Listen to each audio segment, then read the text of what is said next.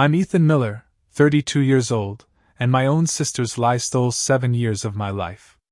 One fabricated story, planted evidence, and tears that weren't real sent me to prison for a crime that never happened. The worst betrayal wasn't the false accusation itself, but watching my sister Rebecca look straight through me in court as if I were already a ghost. Blood isn't always thicker than water, sometimes it drowns you instead. Before I share how my own blood condemned me to hell, drop a comment letting me know where you're watching from and hit that subscribe button if you've ever been betrayed by someone you trusted. Growing up in suburban Boston, Rebecca and I were inseparable. Only 2 years apart, we shared secrets, defended each other against neighborhood bullies, and stayed up late whispering about our dreams. Our bond seemed unbreakable, like most siblings who survived childhood together, facing the world as a united front. Our parents, Margaret and Thomas Miller, raised us with strong values.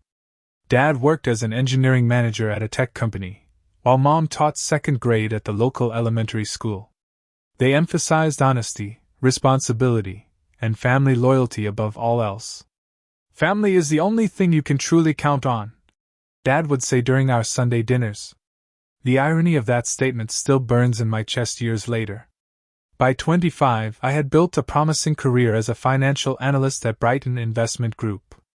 After graduating with honors from Boston University, I climbed quickly through the company ranks. My boss frequently praised my attention to detail and ethical approach to client portfolios. I was on track for a promotion to senior analyst, with whispers of a management position within 5 years. Life seemed to be unfolding exactly as planned. My girlfriend Natalie Peterson and I had been dating for 3 years after meeting at a charity run. She worked as a pediatric nurse, with a compassion that drew me to her immediately. We had recently started discussing marriage, looking at apartments together, planning a future. I remember thinking how lucky I was to have found someone so supportive, who understood my dedication to both work and family. The first signs of trouble emerged when Rebecca met Jason Taylor at a friend's birthday party. She fell hard and fast, changing in subtle ways at first. Rebecca had always been the creative one in the family, working at an art gallery and pursuing photography on the side. But after Jason entered her life, her passion for art seemed to dim, replaced by an obsession with status and money. Jason worked in real estate, or so he claimed. He drove an expensive car, wore designer clothes, and always had stories about big deals he was closing. Something about him didn't sit right with me, but Rebecca was enchanted. When I gently questioned his background, she accused me of jealousy. "Not everyone wants to be chained to a desk analyzing spreadsheets all day," she snapped during one conversation. It was the first time I noticed the bitter edge in her voice when discussing my career. Around this time, Rebecca began showing signs of jealousy toward my professional success. She'd make cutting remarks about my boring job, despite the stability and fulfillment it gave me. She started comparing her lifestyle to mine, something she'd never done before. The competitiveness felt foreign to our relationship. The tension became more apparent during a family dinner 6 months before everything fell apart. Mom had prepared a celebration for my promotion to senior analyst. During the toast, I noticed Rebecca's smile didn't reach her eyes. When Jason started questioning me about my salary and investment strategies, Rebecca jumped in before I could answer. "Ethan's always been the golden child," she said with a laugh that carried an undercurrent of resentment. "Everything just falls into his lap." Dad quickly changed the subject, but the moment lingered uncomfortably. Later that night, Mom pulled me aside and asked if I'd noticed a change in Rebecca. "She seems different lately," Mom whispered. "More distant. I'm worried about her." I brushed it off, suggesting she was just adjusting to her new relationship. In retrospect, I should have paid more attention to the warning signs. 2 months later, Rebecca lost her job at the gallery. She called me in tears, explaining that budget cuts had forced them to let her go. Without hesitation, I offered to help with her rent until she found another position. It's what siblings do for each other, I thought. What I didn't know was that she had actually been fired for coming to work intoxicated and arguing with a client. Jason had encouraged her to lie about the circumstances. Over the next few months, Rebecca's resentment grew more obvious. She would cancel plans last minute, make excuses to avoid family gatherings, and react defensively to innocent questions. When she did attend family events, she'd spend most of the time showing off whatever expensive gift Jason had given her that week. Looking back, I can see how the foundation for what was to come was being carefully laid. But at the time, I attributed her behavior to temporary stress and the influence of a new relationship. I never imagined my own sister was capable of the betrayal that would destroy my life. The night that changed everything started normally enough. I was attending a work function, a client appreciation dinner at the Harborview Hotel in downtown Boston. The event ran late, with networking continuing well past the scheduled end time. I texted Natalie around 10 p.m. to let her know I'd be home late, then stayed until almost midnight, securing a promising new client account. I drove home tired but satisfied, ready for a quiet weekend with Natalie. Instead, I turned onto my street to see police cars parked outside my apartment building, their lights painting the brick facade in alternating red and blue. My first thought was that there had been a break-in at a neighboring unit. It never occurred to me that I was their target. As I parked, 2 officers approached my car. "Ethan Miller?" one asked, hand resting casually on his holster. When I confirmed my identity, they asked me to step out of the vehicle. The confusion must have been apparent on my face. "We need to ask you some questions about an incident involving your sister, Rebecca Miller," the older officer explained. My mind immediately went to concern for her safety. "Is she okay? Did something happen to her?" I asked, heart racing. The officers exchanged a look that I couldn't interpret. "She's physically unharmed, but she's reported a serious incident involving you." Inside my apartment, which had clearly been searched, they delivered the accusation that would destroy my life. Rebecca had reported that I had stolen valuable family heirlooms from our parents' home and assaulted her when she confronted me about it. According to her statement, I had become violent when she discovered the theft, pushing her down a flight of stairs and threatening further harm if she told anyone. The details were specific and damning. She claimed I had financial problems I was hiding from everyone, that I had been embezzling from clients at work, and needed quick cash to cover my tracks. None of it was true. My finances were solid, my work record impeccable. But Rebecca had constructed a narrative that was just plausible enough to create doubt. "She's lying," I said, the words sounding hollow even to my own ears. "I was at a work event all night. Dozens of people saw me there. Call my girlfriend, my boss, anyone." The officers took notes, but didn't seem convinced. They informed me that Rebecca had provided tearful testimony, with bruises to corroborate her story. She had even produced text messages showing me asking for money, which had been edited to appear threatening. The next few days passed in a blur of confusion and mounting horror. My parents arrived from their home in the suburbs, their reactions painfully divided. Mom's eyes held questions, a reluctance to believe the worst about either of her children. Dad's face was harder to read, but his silence toward me spoke volumes. He had always been closer to Rebecca, more protective of his daughter than his son. "I don't understand why she would say these things," I told them as we sat in my partially emptied apartment. The police had taken my computer, phone, and various items as evidence. "None of this makes any sense." Dad finally spoke, his voice tight. "The jewelry missing from our home was your grandmother's. Items I specifically told you would be divided between you and Rebecca after we're gone. I didn't take anything," I insisted. "I haven't even been to your house in weeks." The doubt in his eyes cut deeper than any accusation. My own father thought I was capable of stealing from him, of hurting my sister.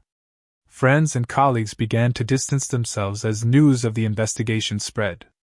Work placed me on administrative leave pending the outcome. Only Natalie stood firmly by my side initially, though I could see questions forming behind her eyes with each new detail Rebecca revealed. "I know you," she said, holding my hands tightly across the kitchen table. "This isn't you. We'll figure this out." I clung to her belief in me like a lifeline. The final blow came when police executed another search warrant and found several of the missing items hidden in my storage unit. Items I never put there, in a storage facility I rarely visited. Someone had planted the evidence, and it didn't take much to figure out who. The arrest happened 3 weeks after the initial accusation. I was handcuffed in front of neighbors, placed in the back of a police car, and driven to the station for processing. The charge: aggravated assault and grand theft. Through it all, I kept thinking this had to be a mistake that would soon be cleared up. At the arraignment, I saw Rebecca for the first time since the accusation. She sat behind the prosecutor, wearing a high-necked blouse that presumably hid the bruises she claimed I had inflicted. Our eyes met briefly across the courtroom, and in that moment, I saw something I'll never forget: nothing. No remorse, no anger, no satisfaction. She looked through me as if I were a stranger, then deliberately turned away to whisper something to Jason, who sat protectively beside her. That was the moment I truly understood I had lost my sister. Whatever her reasons, she had committed fully to this fiction. The betrayal crushed something fundamental inside me. My lawyer, a public defender named Carl Henderson, reviewed the mounting evidence with growing concern. They have the stolen items found in your possession, text messages that appear threatening, your sister's testimony, and physical evidence of her injuries, he summarized during one of our meetings. The texts are edited, I insisted. And I never put those items in my storage unit. Someone else did. Carl sighed, removing his glasses to rub the bridge of his nose. The problem is proving that. Without evidence of tampering or witnesses who saw someone else accessing your storage unit, it's just your word against a lot of physical evidence. For the first time, I heard doubt in my lawyer's voice, saw him calculating the odds of winning at trial. They weren't good, and we both knew it. The prosecution built their case methodically, brick by damning brick. Assistant District Attorney Monica Patel presented Rebecca as a heartbroken sister who had discovered her brother's theft and paid a painful price for her loyalty to their parents. She showed photos of bruises on Rebecca's arms and back, medical reports documenting a mild concussion, and the recovered heirlooms found in my storage unit. These actions betray not just the family's trust, Patel told the jury during her opening statement, but reveal a character willing to harm his own sister to cover his crimes. Character witnesses I had counted as friends testified about changes they had observed in my behavior. My college roommate Marcus Johnson described conversations where I had allegedly expressed jealousy over Rebecca's relationship with our father. My neighbor said she had heard arguments coming from my apartment, though she had never actually seen Rebecca there. A coworker suggested I had seemed stressed about finances, despite my stable position. Later, I would learn that Rebecca had spoken to each of them privately before the trial, planting seeds of doubt with carefully constructed half-truths and outright lies. My parents' testimony proved the most painful to endure. Mom spoke haltingly, torn between her children. She confirmed the missing items belonged to the family but wouldn't look at me when asked if she believed I had taken them. Dad was less conflicted, his testimony damaging in its certainty. Ethan has always been competitive with his sister, he stated when questioned about our relationship. Recently, he seemed resentful of the attention we gave to Rebecca and Jason. Each word felt like a physical blow. The father who had taught me to ride a bike, who had celebrated every academic achievement, now viewed me as someone capable of violence and theft. Rebecca's testimony came on the third day of trial. She entered the courtroom looking fragile, her normally vibrant presence diminished. For hours, she recounted a detailed, emotional story of confronting me after discovering jewelry missing from our parents' home. I just wanted to talk to him, she said, voice breaking. I thought there must be some explanation, that maybe he was borrowing them for Natalie or something. But he got so angry. She described a confrontation that never happened, tears streaming down her face as she recounted how I had allegedly pushed her down the stairs of my apartment building when she threatened to tell our parents about the theft. He said no one would believe me over him, she testified. That he was the successful one, the one everyone trusted. Throughout her testimony, I watched Jason in the gallery, his face a mask of supportive concern. Occasionally, his eyes would meet mine with something close to triumph. When my turn came to testify, I told the simple truth. I was at a work event the entire evening in question, had never stolen anything, and would never harm my sister. I explained the competitive dynamic that had developed since Rebecca met Jason, suggesting that perhaps they had orchestrated the theft themselves. The prosecutor's cross-examination was brutal. So your defense is that your sister injured herself, planted family heirlooms in your storage unit, and manufactured evidence, all to frame you? Patel asked incredulously. When you put it that way, it sounds unlikely, I admitted. But it's the truth. More likely than you having financial problems you've hidden from the court? More likely than you lashing out when cornered? By the time she finished, my truthful testimony sounded self-serving and desperate even to my own ears. The jury deliberated for just 4 hours before returning with a verdict, guilty on all counts. The courtroom spun around me as the judge scheduled sentencing for the following week. Natalie sobbed quietly in the gallery. My mother covered her face. My father stared straight ahead, expression unreadable.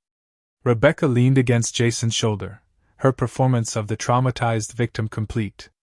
At sentencing, the judge cited my lack of remorse as a factor in his decision. The court cannot ignore the violation of family trust and the violent nature of this crime, he stated before sentencing me to 15 years in state prison. 2 days before I was transferred to Massachusetts Correctional Institution at Cedar Junction, Natalie visited for the last time. She had stood by me through the arrest and trial, but the conviction had finally broken her faith. I want to believe you, she said, eyes red from crying. But the evidence. I just don't know what's true anymore. I couldn't blame her. The carefully constructed case had created reasonable doubt even in the mind of someone who loved me. I understand, I said, though the words felt like glass in my throat. You deserve a life not tied to prison visits and appeals. She left her engagement ring on the table between us, a small diamond that had represented all our future plans, now reduced to a painful reminder of another loss. My parents visited once before I was transferred. Mom hugged me tightly, whispering that she was trying to understand everything. Dad remained distant, his disappointment palpable in the stiff way he shook my hand. I didn't do what they said, I told them one last time. Someday the truth will come out. Dad nodded noncommittally. We need time, Ethan. They didn't specify how much time. As it turned out, it would be years before I heard from either of them again. The first night in prison remains burned into my memory. The processing, the institutional clothing, the overwhelming noise and confinement. I was assigned to a cell with a man named Victor who barely acknowledged my presence. Lying on the thin mattress, listening to the unfamiliar sounds of the prison at night, the full weight of what had happened crashed over me. 7 to 15 years. The prime of my life spent in confinement for a crime that never occurred, betrayed by my own sister.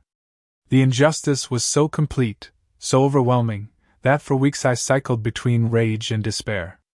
I wrote letters to my parents that were returned unopened. I filed appeals that were quickly denied for lack of new evidence. In those early days, thoughts of suicide visited frequently. What was the point of surviving this? Even if I served my minimum sentence and gained release in 7 years, what kind of life would be waiting? My career was destroyed, my relationships shattered, my reputation ruined. The future I had worked toward had been stolen as surely as if it had been locked away in evidence. My first 3 months in prison were a crash course in survival. I learned quickly that showing weakness invited predation, that prison politics operated by rules both complex and primitive. My first week, I made the mistake of sitting at the wrong table in the cafeteria. The warning came in the form of a blade pressed against my ribs in the shower the next morning. Next time you won't feel it coming, a voice whispered in my ear. Physical threats were only part of the danger. The psychological toll of confinement, of being surrounded by concrete and steel and angry men, threatened to erode my sense of self. I started to wonder if maybe I had done the things Rebecca accused me of and somehow forgotten. The thought terrified me more than any physical threat. 4 months into my sentence, I met Raymond Wilson, a 60-year-old man serving the last 5 years of a 20-year sentence. I was mopping the floor in the prison library when he approached me. "You're the guy who got set up by his sister," he said matter-of-factly. News traveled fast in prison, and my story had become common knowledge. I tensed, waiting for mockery or threat. Instead, Raymond offered something no one else had: understanding. "Happened to me too, different circumstances but same result. Wife's boyfriend killed her, made it look like I did it. Took 15 years before a witness came forward." Over the following weeks, Raymond became something between a friend and mentor. He had survived his wrongful conviction by creating purpose within the prison walls, by refusing to let his circumstances define his character. He worked in the library, helped other inmates with legal paperwork, and maintained a dignity that seemed at odds with our surroundings.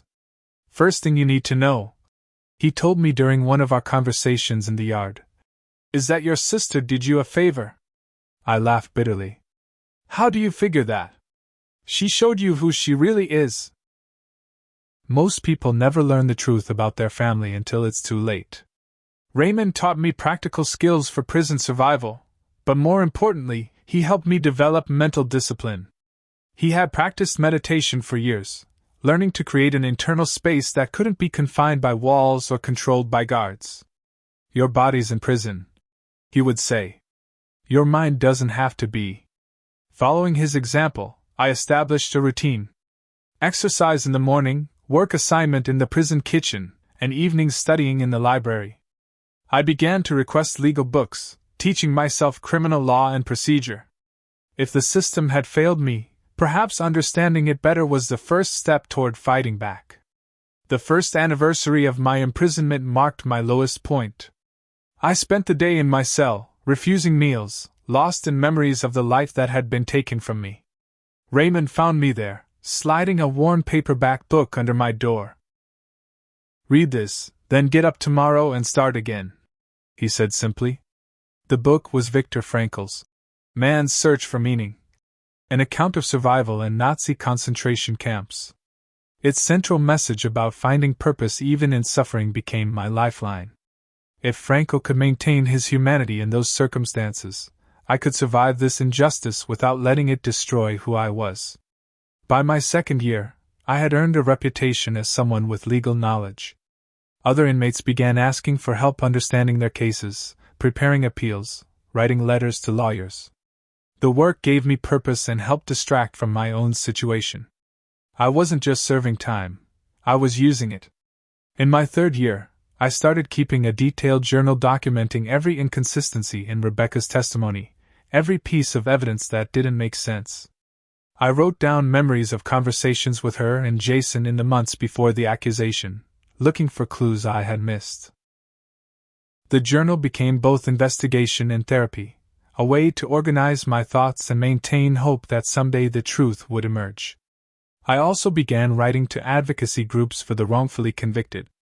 Most never responded, but the simple act of reaching out, of refusing to be forgotten by the outside world, helped maintain my connection to the person I had been before prison. The prison environment tested my new principles daily. Violence erupted frequently, often over trivial matters. Guards could be indifferent or actively cruel. The temptation to surrender to bitterness or join in the cycle of retribution was constant. In my fourth year, a riot broke out in the cafeteria. What began as a dispute between rival groups quickly escalated into a facility-wide incident. I was helping in the kitchen when the chaos erupted. Through the serving window, I saw a young guard cornered by 3 inmates with makeshift weapons. Without thinking about consequences, I pushed through the swinging doors and placed myself between the guard and his attackers. "He's got a family," I said, recognizing the guard as someone who had shown small kindnesses, who had shared photos of his newborn daughter. "This isn't worth adding murder to your sentence." The moment could have ended with me stabbed alongside the guard. Instead, something in my calm certainty made the attackers hesitate long enough for response teams to arrive. Later, when order was restored, the guard found me. "You didn't have to do that," he said. Most guys would have looked the other way. I'm not most guys, I replied. And I've seen enough injustice. The incident changed how both guards and inmates viewed me. I wasn't just the quiet guy who helped with legal paperwork anymore. I had shown a kind of courage that earned respect in the complex value system of prison life. In my 5th year, a letter from Marcus, my former college roommate, arrived unexpectedly. He wrote that he had been thinking about his testimony at my trial, about the conversations with Rebecca that had influenced what he said. With time and distance, he had begun to question her version of events, to remember inconsistencies in her story. I might have gotten it wrong, he wrote. And if I did, I'm sorry. It wasn't a full vindication, but it was the first crack in the wall of isolation that had surrounded me. Someone from my old life was questioning the official narrative. That same year, I received news that Rebecca and Jason had purchased our parents' house after they decided to retire to Florida. The information came from a prison volunteer who had known my family peripherally. The detail struck me as significant, though I couldn't immediately understand why. Why would my sister want our childhood home? The question joined the others in my journal of inconsistencies. By now, I had served 5 years of my sentence with a possibility of parole in 2 more years. The man who entered prison no longer existed. In his place was someone harder, more patient, intimately familiar with injustice but determined not to be defined by it. Raymond had shown me that survival meant adaptation without surrender, maintaining core principles while learning to navigate a hostile environment. You're not just doing time, Raymond told me during one of our talks. You're preparing for the day you'll walk out of here and reclaim your life. At the time, those words felt more like faith than prediction. I couldn't know that events were already in motion that would eventually lead to my freedom and vindication. The letter arrived without warning in my 6th year of imprisonment. The envelope bore the logo of the Northeastern Innocence Project, an organization I had written to multiple times without response. Inside was a brief note from an attorney named Sarah Donovan, expressing interest in reviewing my case. Several aspects of your conviction have raised red flags, she wrote. If you're willing to work with us, we'd like to conduct a thorough reinvestigation.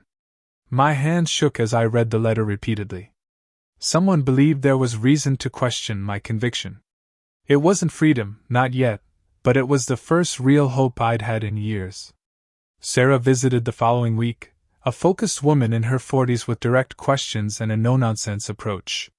I need complete honesty, she said after introducing herself. Anything you hide will eventually come out and could derail any progress we make. I told her everything, from my relationship with Rebecca before the accusation to my suspicions about Jason's influence. I shared my journal of inconsistencies, which she reviewed with careful attention. The physical evidence against you was compelling, she acknowledged. But there are procedural issues with how the investigation was conducted, and your sister's timeline has problems we might be able to exploit. Sarah explained that the Innocence Project had limited resources and only took cases where they saw clear potential for overturning a conviction. The fact that they had accepted mine was significant. We'll need new evidence, she cautioned. Appeals based solely on reinterpreting existing evidence rarely succeed. Over the next several months, Sarah and her team dug into every aspect of my case. They re-interviewed witnesses, scrutinized evidence handling procedures, and examined Rebecca and Jason's lives before and after my conviction. Their first breakthrough came when Detective Michael Barnes, who had led the original investigation, agreed to review the case file. Barnes had retired from the police force and was working as a private investigator. His professional reputation no longer tied to my conviction, he approached the evidence with fresh eyes. The storage unit search bothered me at the time, he admitted to Sarah during an interview she later recounted to me. The manager's statement about who accessed the unit before we found the stolen items was vague.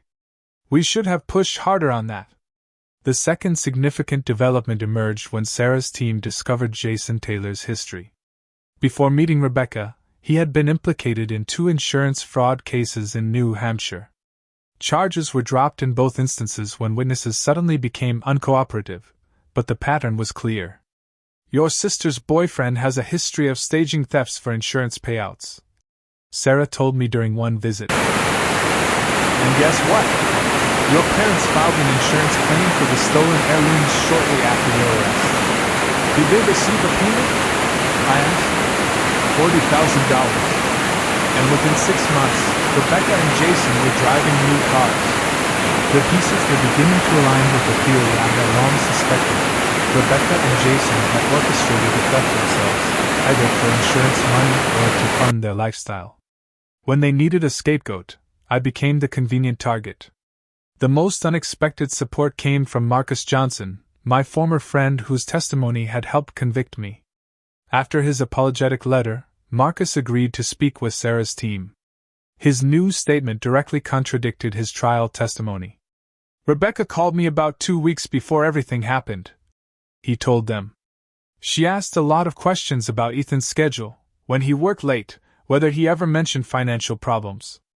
At the time, I thought she was concerned about him. Looking back, she was gathering information to use against him. Marcus also revealed that after the trial, Rebecca and Jason had abruptly ended their friendship with him, despite having grown closer in the months before my arrest. It was like once they didn't need me anymore, I was cut off. With these new leads, Sarah petitioned the court for access to additional evidence. She requested the complete security footage from my apartment building and neighboring businesses for the night of the alleged assault, not just the selected clips used at trial. The prosecution only showed footage of you entering your building late that night, Sarah explained. They suggested it showed you returning after the confrontation with Rebecca. But if we can find footage of Rebecca and Jason in the area when they claimed she was being assaulted, we can break their timeline. The request faced opposition from the district attorney's office but was eventually granted by a judge who had not been involved in my original case. The complete footage revealed something the jury had never seen: Rebecca and Jason entering my apartment building using a key 3 hours before I returned home, then leaving carrying a duffel bag approximately 30 minutes later. The timestamp directly contradicted Rebecca's testimony about confronting me that evening. As the investigation progressed, my parents slowly began to question the narrative they had accepted. Mom reached out first, sending a tentative letter expressing confusion about revelations in the case. Jason and Rebecca have been acting strangely since they bought the house, she wrote. Last month, your father found some of the supposedly stolen jewelry in a box in the attic. Rebecca said it must have been overlooked during the police investigation, but it didn't feel right. Dad remained more resistant, his pride making it difficult to admit he might have been wrong about his son. But even he began to acknowledge discrepancies in Rebecca's story as Sarah shared new findings with them. Raymond's advice became invaluable as hope of exoneration grew. Having experienced the emotional roller coaster of appeals and new evidence himself, he counseled patience and emotional restraint. The system moves slow, he warned.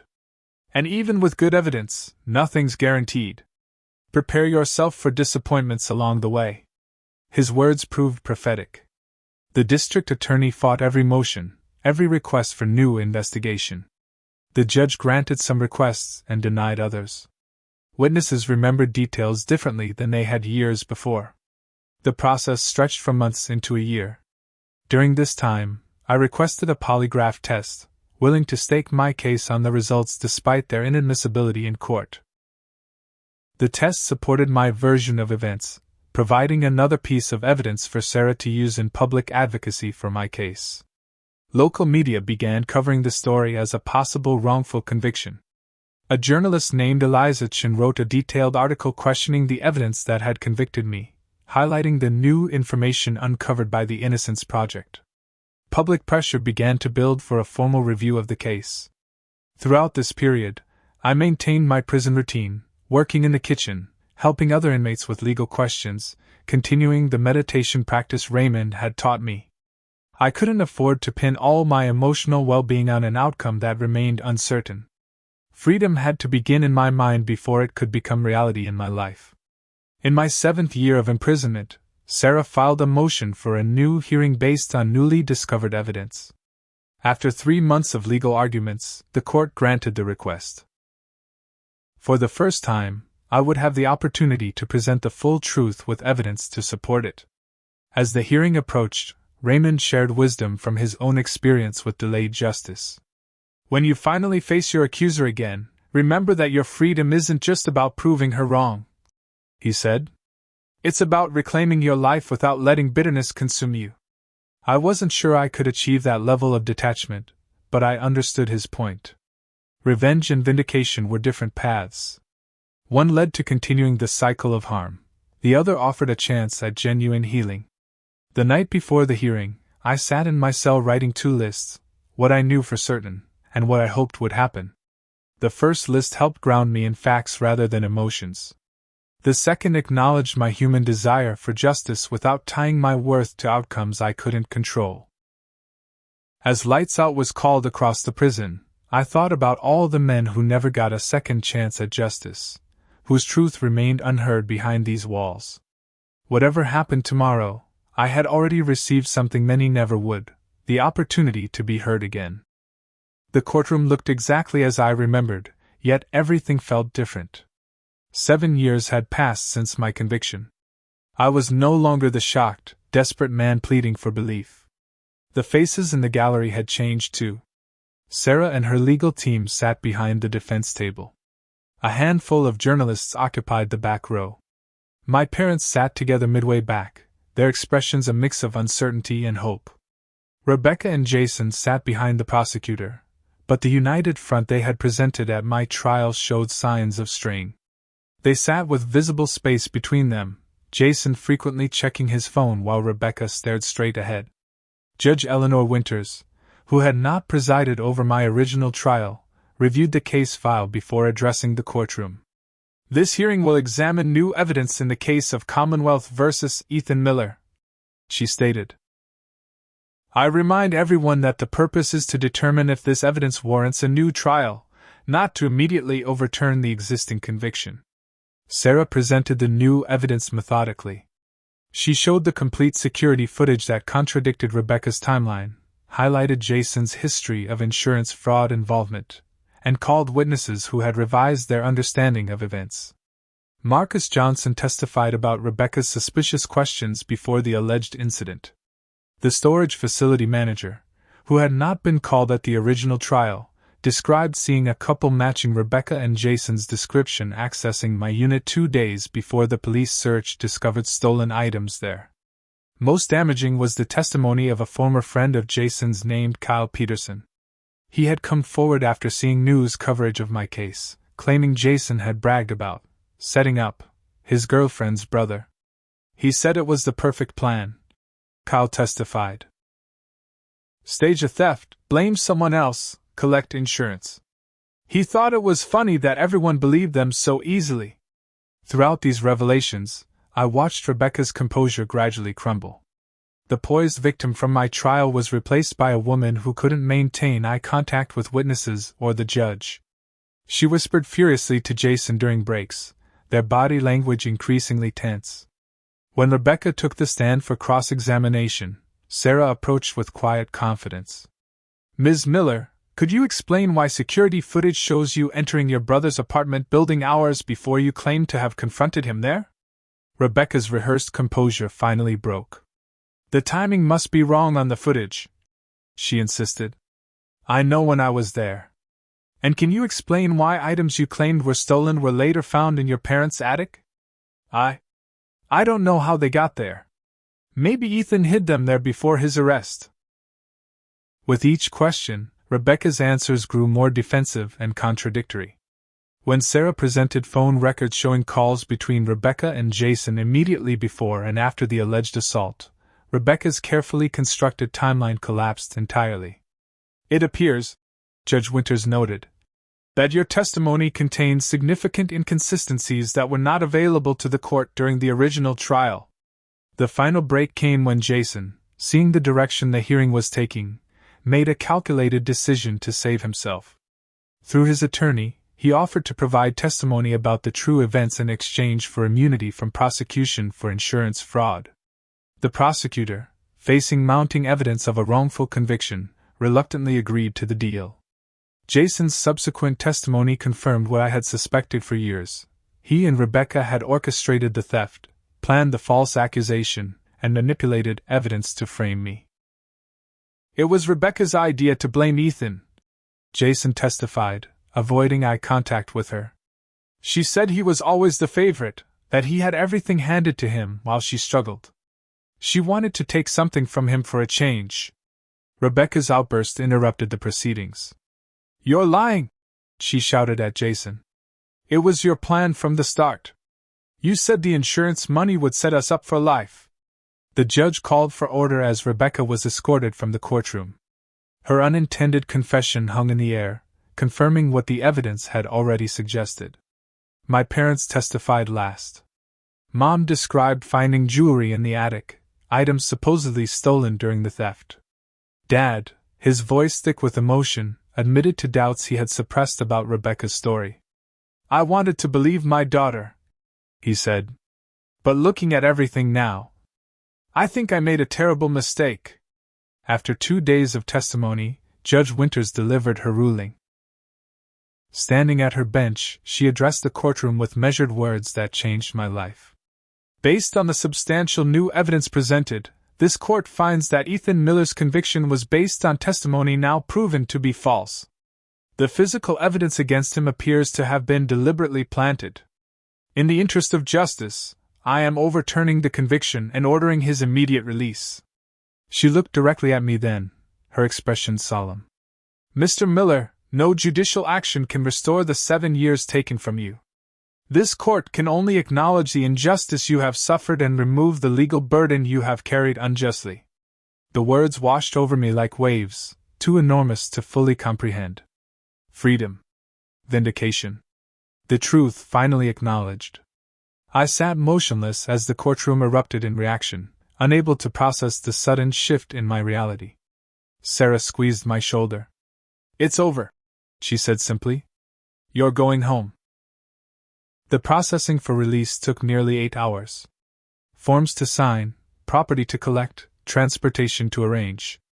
I changed from prison uniform to civilian clothes provided by the Innocence Project, the fabric feeling strange against my skin after years in institutional clothing. Outside the prison gates, a small group waited. Sarah and her legal team. A cluster of reporters. My parents standing slightly apart, uncertainty visible in their posture. The absence of Natalie or old friends underscored how completely my former life had vanished. I stepped through the gates into April sunshine, 7 years and 3 months after entering prison. The sensation of walking without walls or fences surrounding me was disorienting, the open space almost threatening after years of confinement. Reporters shouted questions that blurred together. Sarah fielded most of them, explaining that I would make a statement later when I had time to adjust. Someone asked how it felt to be free. The question seemed impossibly complex, beyond any answer I could formulate. "Overwhelming," I finally said. "I'm grateful for the truth coming to light." The media attention continued in the following days. Interview requests arrived from national programs and local stations. A book publisher sent a tentative inquiry about my story.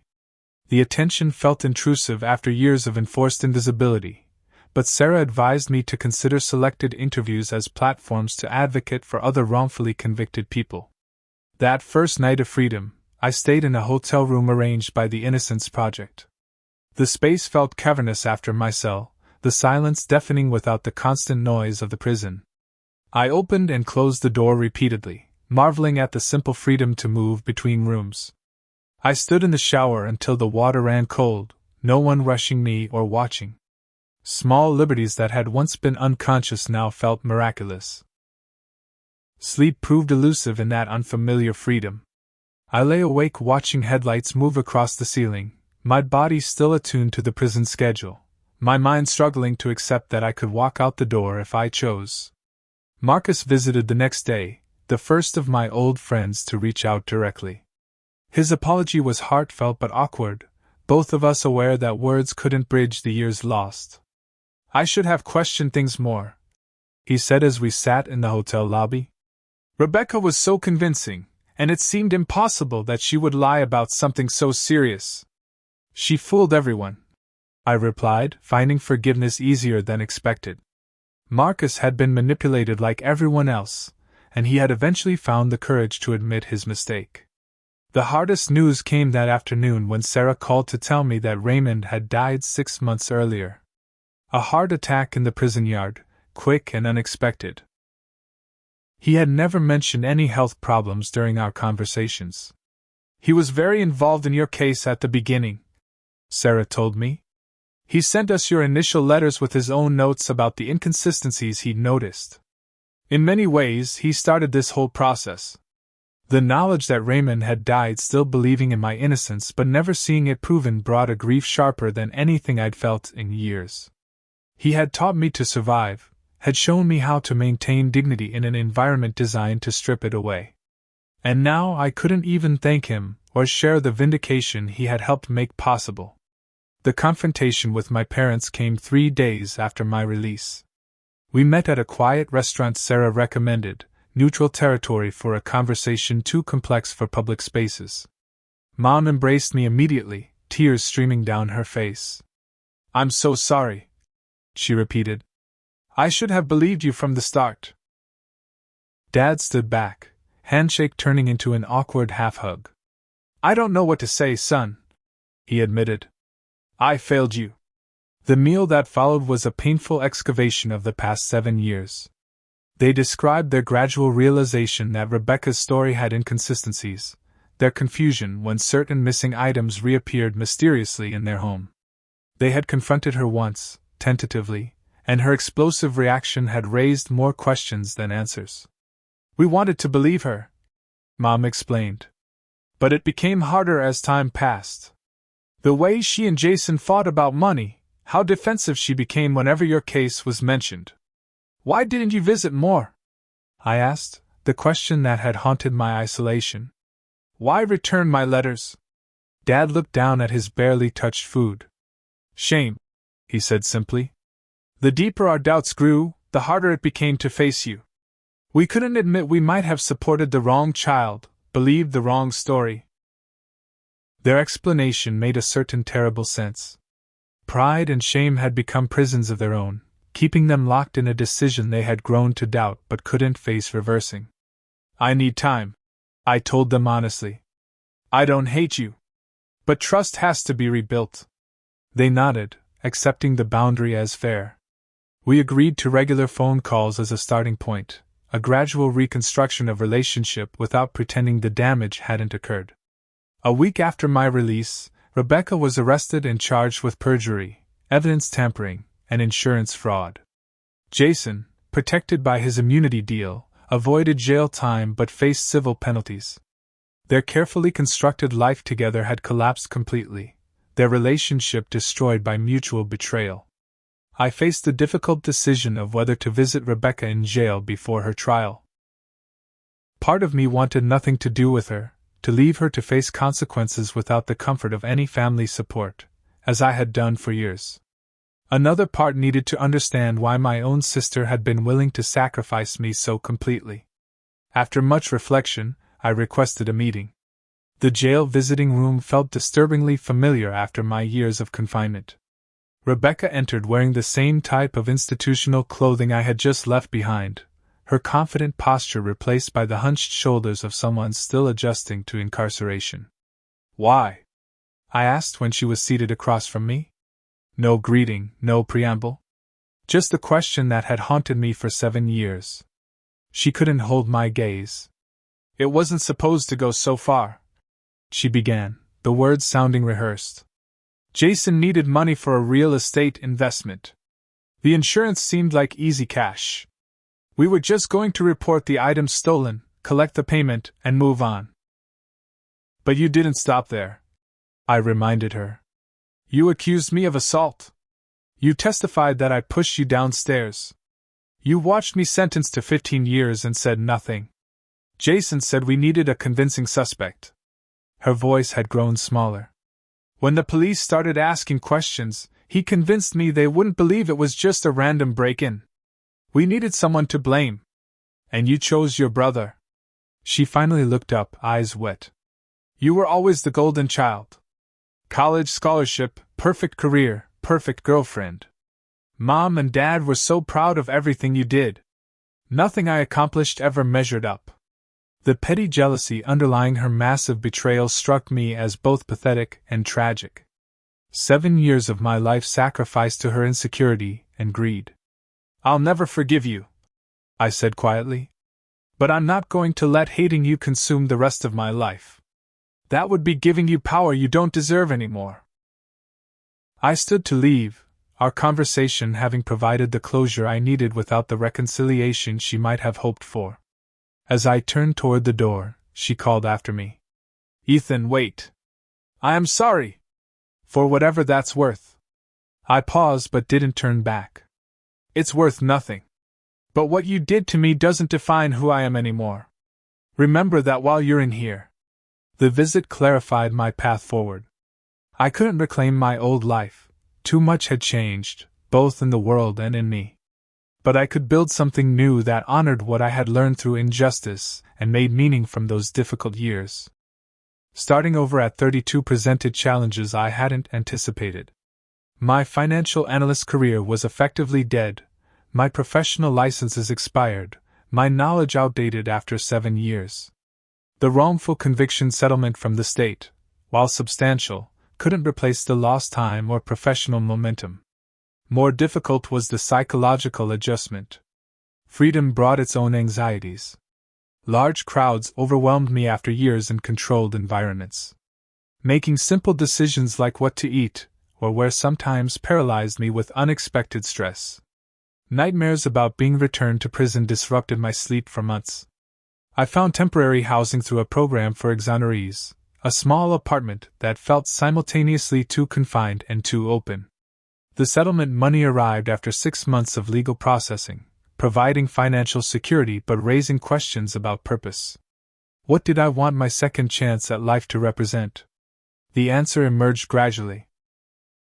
Using my experience and settlement funds, I established the Second Chance Foundation, focused on supporting people re-entering society after wrongful convictions. The organization provided housing assistance, job training, and mental health services specifically tailored to the unique challenges exonerees face. Most re-entry programs are designed for people who committed crimes, I explained during an interview with Eliza Chen, the journalist who had covered my case. Wrongfully convicted people have different needs. They're dealing with trauma, not rehabilitation. Working with other exonerees gave purpose to my experience. Each person I helped navigate housing applications or job interviews reinforced that my suffering could create meaning beyond my individual story. 6 months after my release, I received an unexpected email from Natalie. She had followed news coverage of my exoneration and wanted to meet. To properly apologize. We arranged to meet at a coffee shop near her hospital. The woman who walked through the door was both familiar and a stranger. 7 years had transformed her as they had me. She wore a wedding ring and carried herself with the confident posture of someone secure in their life choices. You look well, she said after an awkward greeting. I've thought about you so often over the years. I thought about you too, I admitted. Especially in the early days. She told me about her husband, a pediatrician she had met at work, and their 2 children. She showed me photos of a smiling family, a life built while mine had been on hold. I should have believed you, she said, eyes filling with tears. I knew you better than anyone. I should have trusted that knowledge instead of the evidence. I found I could forgive her more easily than I had expected. Natalie had been young, confronted with seemingly irrefutable proof and the unified belief of police, prosecutors, and my own family that I was guilty. You did what made sense with the information you had, I told her. I've had to accept that many people in my life made the same choice. We parted with a brief hug and good wishes, both recognizing that our paths had diverged permanently. I felt no resentment watching her return to her new life, only appreciation for the closure the meeting provided. The settlement money allowed me to purchase a small house in a quiet neighborhood outside Boston. I deliberately chose a location without connections to my previous life, wanting to build something new rather than attempting to reclaim what had been lost. The decision whether to rebuild relationships with my parents proved more complicated.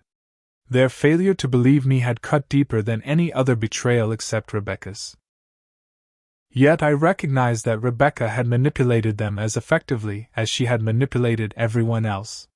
We established cautious boundaries. Sunday phone calls. Monthly dinners. Honest conversations about the anger and hurt that lingered beneath surface reconciliation. They contributed generously to the Second Chance Foundation, a tangible acknowledgement of their desire to make amends. "We can't erase what happened," Dad said during one difficult conversation. "But we want to be part of your life moving forward, however you'll allow us to be." I found myself able to accept their imperfect efforts at reconciliation while maintaining emotional boundaries that protected my well-being. Family remained complicated, neither fully restored nor completely severed. Rebecca's legal case concluded with a plea agreement. She received a 5-year sentence for perjury and fraud, substantially less than the time I had served for her false accusation. The disparity frustrated me, but I had learned that justice systems rarely deliver perfect outcomes. "She'll serve her time," Raymond would have said. "But you're already free." I visited Rebecca once more after her sentencing, not for her benefit but for my own closure. The conversation was brief and unsatisfying. She offered explanations that sounded like excuses, apologies that seemed performative rather than deeply felt. I left knowing I would likely never see her again by choice, a severance that brought more relief than regret. Through the Foundation's work, I met Claire Bennett, a psychologist specializing in trauma recovery for exonerees. Initially, I consulted her professionally for Foundation programs. Gradually, our connection evolved into something personal. Unlike others who knew me only as the wrongfully convicted man, Claire saw beyond that defining experience to the person I was becoming. "Your experiences shaped you," she told me during an early conversation. "But they don't have to confine you. The prison walls can come down in your mind too." Our relationship developed slowly, both of us cautious for different reasons. I was still learning to trust again, still healing from betrayals that had destroyed my previous life. Claire understood the unique challenges of connecting with someone carrying such specific trauma. 2 years after my release, I visited Raymond's grave for the first time. The cemetery was quiet, his marker simple. I brought a copy of Frankel's book, the one he had given me during my darkest time in prison. "You saved me," I said to the granite stone. "Not just my life, but who I was underneath all the anger and despair." Standing there, I felt the full circle of what Raymond had taught me about resilience and purpose. He had shown me how to survive imprisonment without becoming defined by it. Now I was attempting to live by that same principle in freedom. The nightmares decreased in frequency as years passed. The hypervigilance faded gradually. I still startled at certain sounds, still felt momentary panic in confined spaces. Claire helped me understand these as normal responses to abnormal circumstances, not weaknesses or failures. "Healing isn't linear," she reminded me. "Some days will be harder than others."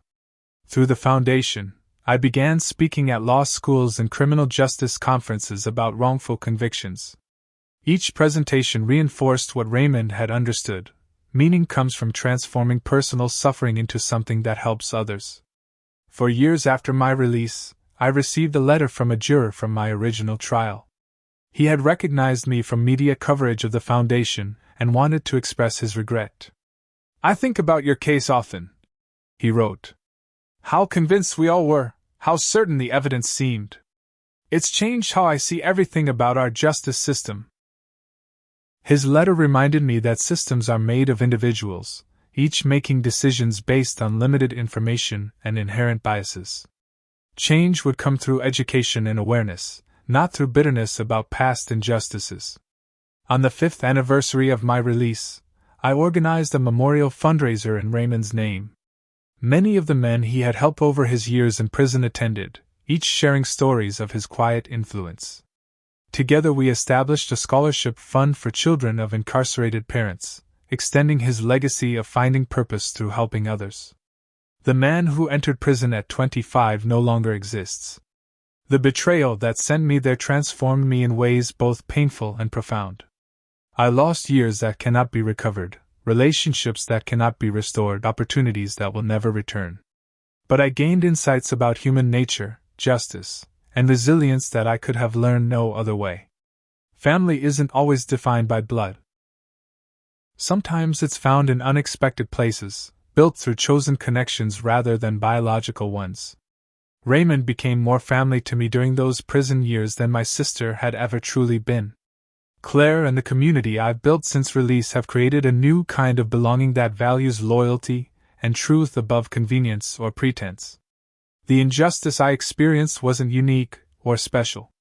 Thousands remain wrongfully imprisoned, their stories untold, their truth dismissed. My foundation's work reminds me daily that my case represents both a terrible failure of justice and an uncommon privilege in having that failure eventually corrected. Truth has its own gravity. It may be buried temporarily under lies and manipulation, but it pulls persistently toward the surface, seeking light. Rebecca's deception collapsed under the weight of its own inconsistencies, as falsehoods eventually do. The process may be painfully slow, but truth ultimately emerges for those patient enough to wait for it. So what about you? Have you ever been betrayed by someone you trusted completely? How did you rebuild your life afterward? Did the experience change how you view relationships or trust? Drop your stories in the comments below, and if this resonated with you, please hit that subscribe button and share with someone who might need to hear that survival is possible even after the deepest betrayals. Thank you for listening to my journey. And remember, our worst experiences don't have to be the end of our story. Sometimes they're just the difficult beginning of a more meaningful chapter.